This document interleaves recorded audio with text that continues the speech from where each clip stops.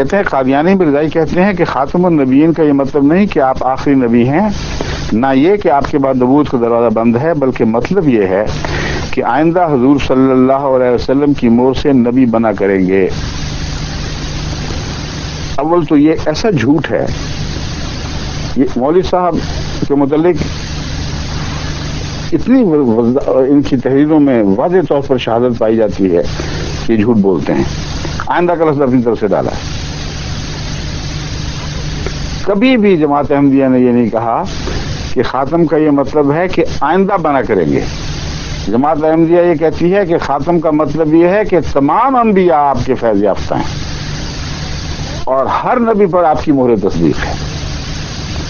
اس دعوے کو کس شرارت کے ساتھ اور کس جسارت کے ساتھ آئندہ کا لفظ داخل کر کے بدلا تبدیل کر دیا۔ محض آئندہ نہیں، ہم تو ختم نبوت کو غیر زمانی مانتے ہیں۔ ہم تو مانتے ہیں کہ حضور اکرم صلی اللہ علیہ وسلم کی خاتمیت ہر نبی سے پہلے بھی تھی اور بعد میں بھی رہے گی۔ بس یہ تو یہ جھوٹ ہے ان کا، اور یہ دلیل ہماری طرف ایک دلیل منسوب کر کے پھر کہتے ہیں کہ وسلم کی مور سے نبی بنا کریں گے، ٹھپا لگتا ہے اور نبی بنتا ہے۔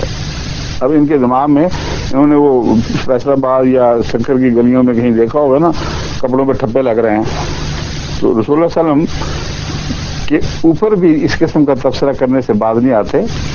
حالانکہ تمام اہل تقویٰ، وہ جو خدا کا خوف رکھتے ہیں، وہ جانتے ہیں کہ خاتمیت کا مطلب ہی اصل میں بعض صفات کو دوسرے کی طرف منتقل کرنا ہے۔ مہر جس طرح تصدیق کرتی ہے، اول مطلب اس کا تصدیق ہے، اور بھی معنی ہے۔